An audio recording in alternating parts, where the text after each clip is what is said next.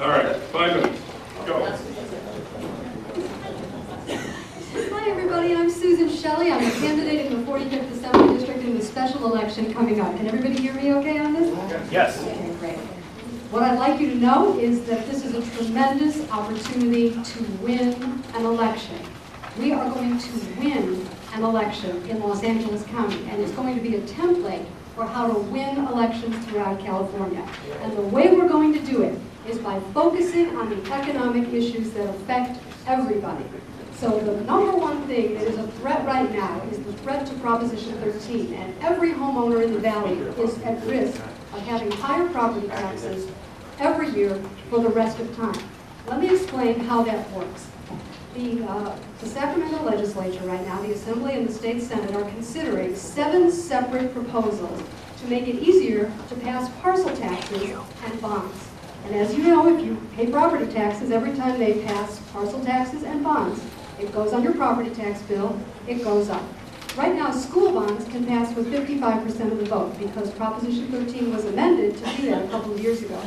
And boy, they love that in Sacramento. They want to do that for transportation bonds, infrastructure bonds, they want to do it for library bonds, they want to do it for parcel taxes, they want to do it for community development projects, and they want to do it for, this is my favorite, SCA 11, any purpose at all.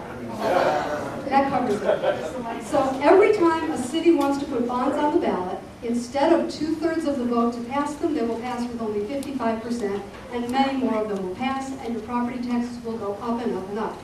They can't get this out of the Assembly right now because they don't have their supermajority. It has to pass by 2/3 in the Assembly, and it can't unless a Democrat wins this seat. If a Republican wins this seat, if I win this seat, I vote no on all of those. They die in the Assembly, they never get on the ballot, they never risk your home.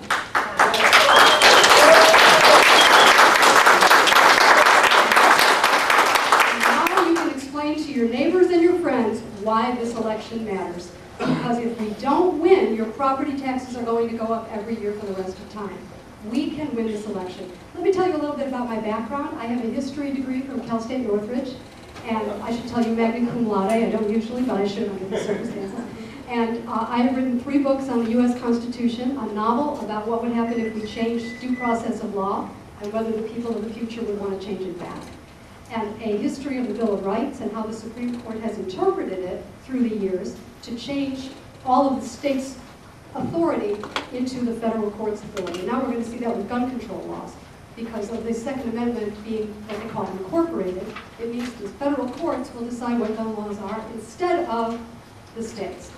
And that may not work out, depending on how many justices President Obama appoints before he leaves office. So these are all questions that I have researched in great detail and written about, and you can read it online. I've also written a proposal for a flat tax called Uncle Sam's Nickel about. And the book is about how to use the Constitution to repeal the income tax and replace it with a 5% flat tax that Congress can't change. Imagine if the tax code didn't change every 10 minutes. Imagine if they could constantly threaten every business and every individual in America. So that's my background. I am a writer. I got into politics in 2010 to volunteer for David Benning. I got off the couch when the health care bill passed. That was too much for me. And now I am determined that the Republican Party will win in California, and I want all of you to come with me to Sacramento and fight the good fight. Thank you very much.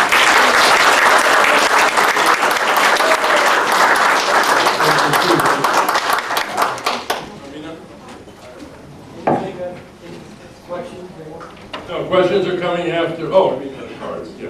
We'll collect your cards. We need cards. Can I get one of them? We need cards over here. Hi everybody, my name is Armineh Chelebian. Some of you have known me for many, many years. And some of you don't know who I am, so I'm going to take a little brief moment of my 5 minutes to introduce myself. I'm a local resident of this area for the past 30-some years. And I'm crazy enough, or passionate enough, that I'm running for the 6th time, 3 times for city council, and this is my 3rd time for the state assembly. City Council, I started my race during the Valley Independence Movement. Vic knows me wherever you are, Vic. And some of you, David knows me, because I believe in local control and making sure our tax dollars were being used for providing the services for our community and it wasn't being wasted. And then when this district, 45th Assembly District, was before redistricting 40th Assembly District, I ran in 2006 and 2008 against, 2006 was Lloyd Levine, 2008 I won the Republican nomination, and I got 33,000 votes during the Obama fever. So this is not something new for me. I'm doing it because I totally believe in our platform. I totally believe we need to make a difference up in Sacramento or at the city government level. I do come from an accounting background from Cal State Northridge, so I have a financial background. And I'm a fiscal conservative, as Susan was mentioning. We all know as Republicans that being a fiscal conservative is what we want to do. Pro-taxpayer, pro-limited government, pro-business. Those are the things that we all stand on our platform. And there's no difference between me, or I would say any one of us Republicans, two other Republicans who are running for the same seat as far as the fiscal issues are concerned. When I ran in 2008, I was endorsed by Howard Jarvis Taxpayer Association, by Mike Antonovich, by Governor Dukmejian, the list goes on, George Runners, Strickland's, and so on and so forth. I would like to bring a different question to the body over here. Why, as Republicans, we have lost our ground? Is it because our principles don't matter? No, it does matter. We believe in it and we want to stand on it.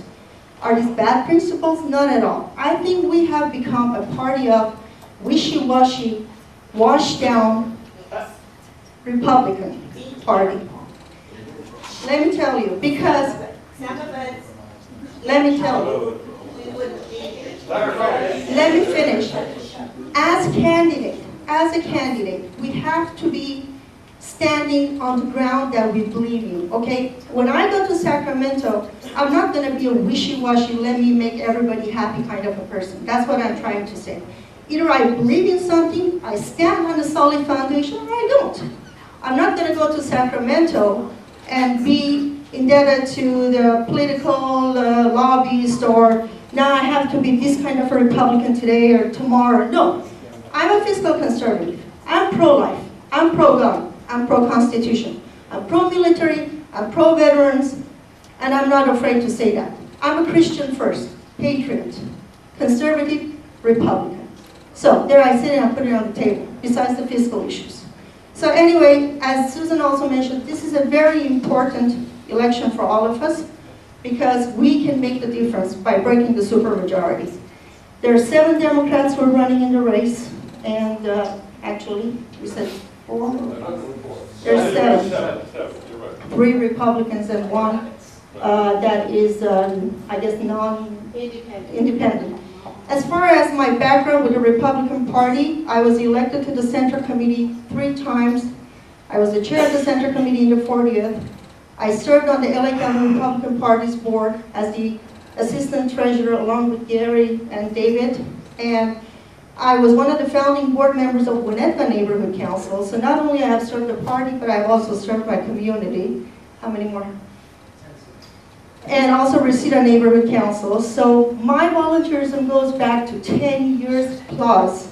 And that's what we need. We need someone who's dedicated to our principles, to our community, to moving our state, our community forward, and hopefully I will be the candidate of choice. If not, one of us are Republicans. Please make sure one of us wins. Thank you.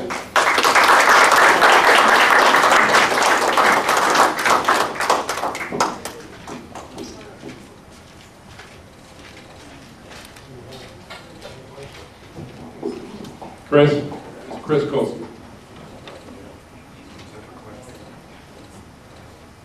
Any other questions? Good evening, fellow Republicans.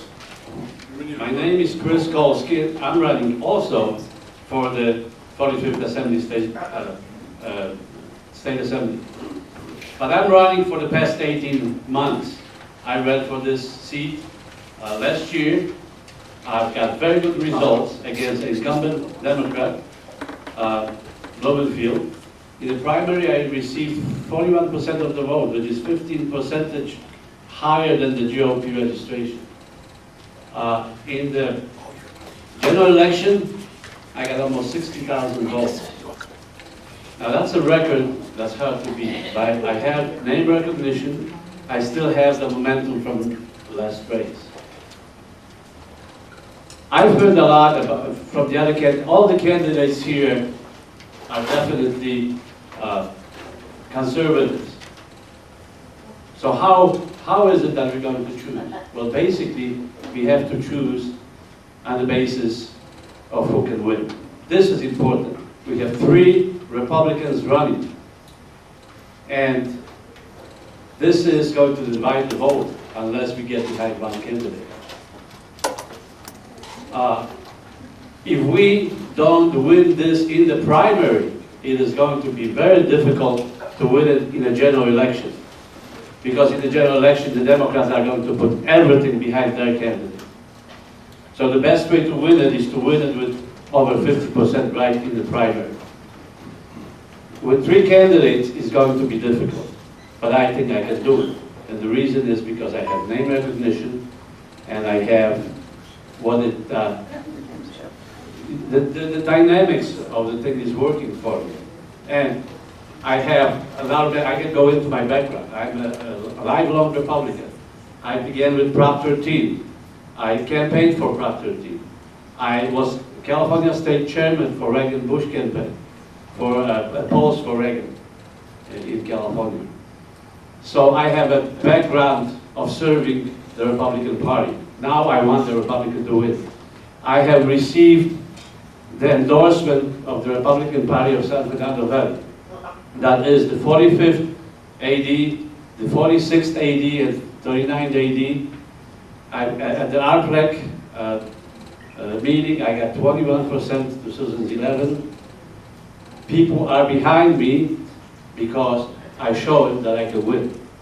And this is why I'm asking you to support me. Because if we're going to split the vote and each person is going to support someone else, we will never win it. Okay?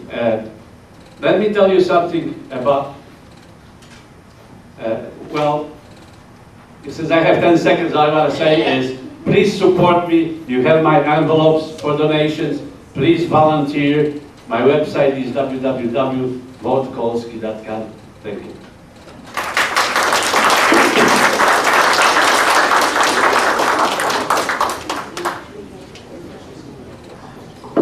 Okay, Susan and Armineh, would you come up, please?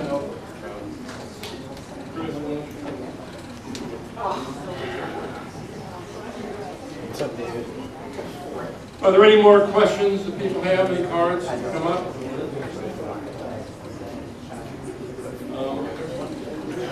Can you take this one? Excuse me. Bucky, will you get Thank you.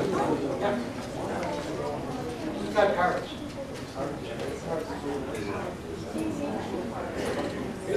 Never got a blank card. Chris, the lady wants a blank card. Never got a blank card? Last call. All right, one of the questions is, each of the candidates, would you please state who your top endorsers are? So, Armineh, you want to start? I have some individuals who have endorsed me, but I have not actually gone after endorsements this time around. I think my endorsement is the vote of the public and the people who believe in my platform or who I have been in the past. I have already paid my dues to the party, to my community. A lot of you know me, and those who don't, please take your time to know me, approach me, and my endorsement will be the people's endorsement. Thank you. Sure. The Republican Party of San Fernando Valley, which makes up the 45th AD, the 46th AD, the 39th AD, most of the valley is covered by that. I also had the endorsement last year of the Republican, of the CRP, California Republican Party. I have the endorsement of the American Independent Party, but also Mike Antonovich, Scott Wilk, and California Rifle and Pistol Association, California Republican Assembly, and many other endorsements. I am very proud to be endorsed by the Howard Jarvis Taxpayers Association. And I'm very proud to be endorsed by Assembly Republican Leader Connie Conway and Senate Republican Leader Bob Huff. I'm very proud to have the endorsement of the California Republican League. I have many more endorsements in the community, including 3 retired police captains, Tom Brasha, Nick Zingo, and Paul Marks. I'm very proud to have Vic Varick's endorsement, who's right here. I'm very proud to have many endorsements from the community and from the leadership in the Republican Party. Thank you. I just want to correct a technical matter. There is no Republican Party in the San Fernando Valley. What there is are assembly district central committees. The Republican Party of Los Angeles County is made up of 24 assembly districts, and each assembly district has a central committee. The central committees of the 39th, 45th, and 46th have endorsed Chris, but not the Republican Party. Okay, question for the candidate. How do we attract voters who prefer Democrat handouts?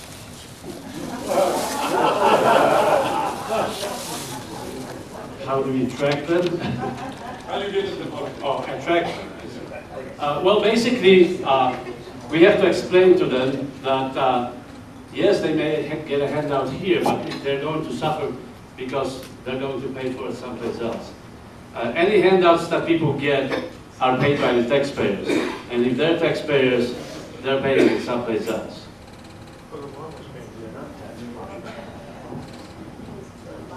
Teach them how to fish. They have to learn how to become independent, and I think the appealing part of personal empowerment and telling them, if you are on government handout, there's only a limited amount of success or growth you will have in your life. But if you are able to stand up on your feet and get educated, go to work, or whatever you need to do to move forward, then the sky is the limit, because America is the land of opportunities. As an immigrant, I should learn. So therefore, I would be able to reach out to them and say, you know what? This is the land of opportunities. This is the land of dreams. So don't sell yourself short. So it's a re-education process. Well, the first thing we have to do is we have to understand why people feel so vulnerable, that they crave handouts, that they feel they can't support themselves, that they feel if they lose their jobs, they'll never find another one. The kids who come out of school who have student loan debt around their neck for the rest of their lives, people feel very, very threatened and vulnerable. It's been a tough 5 years. The way we talk people into voting for us is by telling them how well the economy could be doing, and why the policies that we advocate, smaller government, less regulation, lower taxes, empower businesses to hire people. Right now, just to take one obvious example, the health care bill is talking employers out of hiring people because it's so expensive and burdensome. People are literally staying under 50 employees no matter what in order to avoid hiring. And that's every sector, every region, every business at the same time. That's unsustainable. No wonder people crave handouts. No wonder they want a sugar plum fairy to come down and pay all their bills for them. We all know it doesn't add up. It can't last. It's unsustainable. All we're doing is going into debt and handing the bill to their children. But we can't just talk about cuts. We have to talk about growth and making things better, and why Republican policies succeed, as Reagan succeeded, in making things better so that people don't feel so frightened.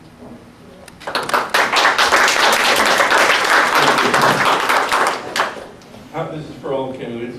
How do you feel about the educational system in California, and B, charter schools, public schools, private schools, school choice? So why don't you give us a minute each on education? You want me to always start first? I believe in again, the bureaucracy is such that it's very top-heavy when it comes to the school system, and by the time it trickles down to the classroom, it's basically left to nothing. And also, local decisions are the best decisions. So I am for a pro-charter school. I am for voucher system even. That's something that I would support. And when I was on the board of Valley Vote, I was on the Charter School Reform Committee chair, so I did a lot of work and worked with some of the nearby schools when the charter schools were the concept by the school board back then.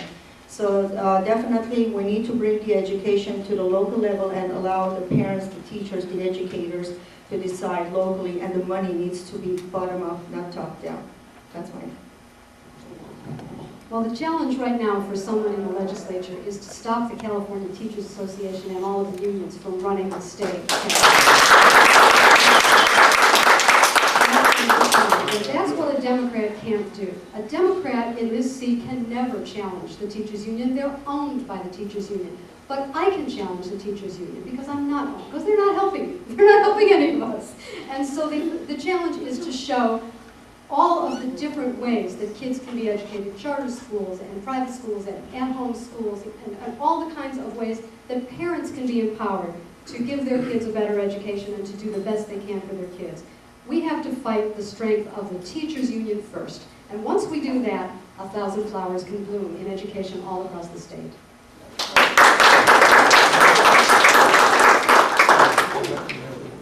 I came to California in 1962. And at that time, California was #1 in education. Today, it has slipped to the 49th place. 49 out of 50 states. This is disgraceful. Why is this happening? The unions always complain there's not enough money. Money is not going to fix it. There's not enough money in California to fix the system the way they want to fix it. There's too much bureaucracy. There's a layer upon layer upon layer of bureaucracy, but the kids don't learn. Also, parents, the community have to be involved. I do support charter schools. I think charter schools, at least the community and the parents have more say in it. But I do support the voucher system. The voucher system will allow competition in education. Let the parents send their kids where they think they will get the best education, but at least get partially reimbursed for their cost. The voucher system is one of the ways to do it, but we have to get rid of the bureaucracy and stop the teachers' union interference. Well, what about Common Core, which is being run through the UN, which is being implemented this year? It's a long topic. We don't have time No, for it's that. not a long topic, because what you're discussing is bullcrap, and it doesn't mean a damn thing. Because Common Core is being implemented, which is going to cost the states billions of dollars. Okay, but but no sir, this is not a debate. It is a debate. No, it's not. Yes, it is. We're listening to the No, candidates. they didn't bring it up. So what? We're going to It's have going to ruin the kids. Sir. This is not a Care about the debate. kids. This is not a debate. Stop it. It's a state Stop it. Yes, you're disrupting the meeting. Sir, Well, you're not talking about the issue. we're going to have a No, you're speaker. not. Your It's opinion. not, it's a fact. Ask him to leave. Be quiet, please. Did you write a question? No, be quiet. Thank you. All right, we only have time for one more question. So the question is, if you're elected to the assembly, what is it that you're going to do to help reduce the cost of government and make California more business friendly?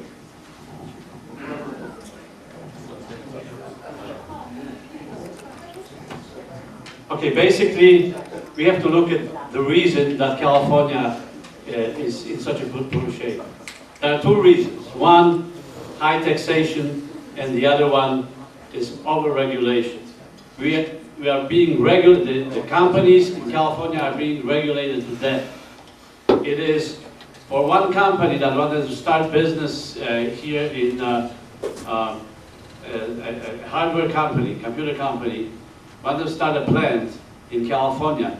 It would cost them $1 billion more to start the plant here because of the red tape, the delay in time, the regulations. So basically, what we have been doing in California is chasing businesses out of here. So we need to look at all the legislation that was passed in the past decades or 2 decades and reduce some of the regulations that are driving businesses out and lower taxes. Lower taxes don't mean lower revenues, because when you lower taxes, you broaden the base, you bring businesses in, and actually government sometimes gets more money when the tax rates are lower. So the 2 things I would do is look at the regulations and laws that have been passed, repeal them, and make this state business friendly again.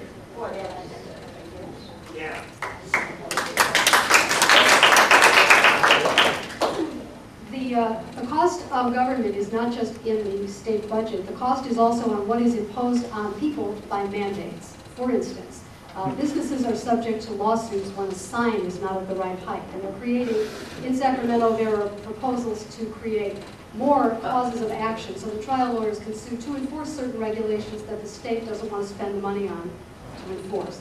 And also they make realtors, for instance, enforce point-of-sale regulations, certain things that you have to do to a house before you can sell it. And the realtors have to make sure that all of these papers are processed and get this stamp when you sell real estate. This is all part of the cost of doing business in California, but it doesn't show up in the state budget because it's an unfunded mandate. And there are zillions of them. And really we should look at all of that because it's very oppressive for the government to tell the private sector to enforce regulations for it, and then, oh, their hands are clean, they didn't do it. It's just all in the private sector. The lawyers go and sue people, and businesses leave the state. It's all part of the cost of doing business in California, and we have to change all of that.